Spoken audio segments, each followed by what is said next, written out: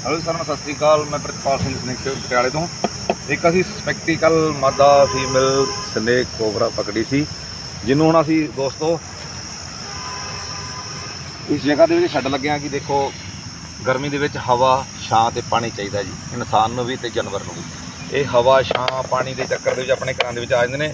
ਦੋਸਤੋ ਨੇੜੇ ਕਰਕੇ ਕੈਮਰਾਮੈਨ ਨੂੰ ਬੇਨਤੀ ਦਿਖਾਓ ਕਿ ਬਹੁਤ ਹੀ ਖਤਰਨਾਕ ਜੁੱਤੀ ਝਾੜ ਕੇ ਪਾਣੀ ਹੈ। ਵਾਸ਼ਰੂਮ 'ਚ ਧਿਆਨ ਨਾਲ ਜਾਣਾ ਹੈ। ਇਹ ਸੱਪ हवा पानी तो छां ਲੱਭਦੇ ਫਿਰਦੇ ਨੇ ਦੋਸਤੋ। ਇਹ ਦੇਖੋ ਜੀ, ਹੁਣ ਇਹਨੂੰ ਆਪਾਂ ਦਿਖਾਵਾਂਗੇ। ਇਹ ਪਾਣੀ ਵੀ ਪੀਣਾ ਇਹਨੇ, ਇਹਨੂੰ ਛਾਂ ਵੀ ਚਾਹੀਦੀ ਹੈ। ਜੇ ਪਾਣੀ ਚੱਟਿਆ ਜੀ, ਦੇਖੋ ਪਹਿਲਾਂ ਜਿਸ ਤਰ੍ਹਾਂ ਦਾ ਤਾਂ ਮਰਜ਼ੀ ਹੋਏਗੀ ਉਹੋ ਜਿਹੇ ਹਾਲਾਤ ਦੇ ਵਿੱਚ ਦੋਸਤੋ ਅਸੀਂ all India wildlife snake catcher.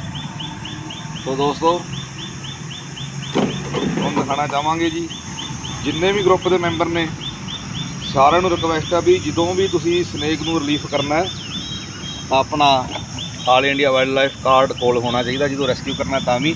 So ਦੋਸਤੋ ਇੱਦਾਂ ਦੇ ਨੇਚਰ 'ਚ ਛੱਡਣਾ ਹੈ। ਕੈਮਰਾਮੈਨ ਨੂੰ ਇੱਕ ਵਾਰ ਦਿਖਾ ਦਿਓ ਕਿ ਜਿੱਥੇ ਪਾਣੀ, ਛਾਂ ਤੇ ਹਵਾ, ਇਹ ਤਿੰਨੇ ਚੀਜ਼ਾਂ ਮੌਜੂਦ ਹੋਣ। ਸੋ ਦੋਸਤੋ ਇਹ ਜ਼ਰੂਰੀ ਹੈ। ਜਿੰਨੇ ਵੀ ਗਰੁੱਪ ਦੇ ਵਿੱਚ ਮੈਂਬਰ ਨੇ ਸਾਰਿਆਂ ਨੂੰ ਰਿਕਵੈਸਟ ਜੂ ਕਿ ਛਾਂ, ਪਾਣੀ ਤੇ ਜਿੱਥੇ ਹਵਾ ਹੋਵੇ ਉੱਥੇ ਹੀ ਸਨੇਕ ਨੂੰ ਰਿਲੀਫ ਕਰਨਾ। ਓਕੇ ਬਾਏ, ਸਤਿ ਸ਼੍ਰੀ ਅਕਾਲ।